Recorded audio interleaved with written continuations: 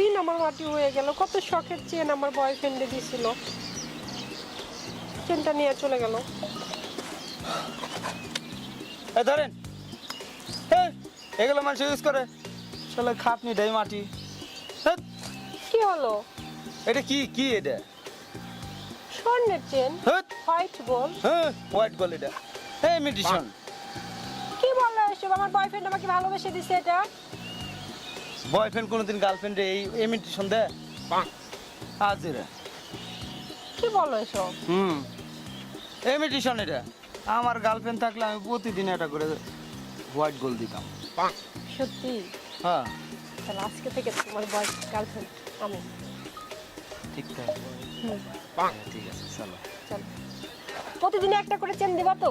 আরে বাবা, একটা রাত্রে আর একটা দুইটা দিন। আচ্ছা ঠিক আছে।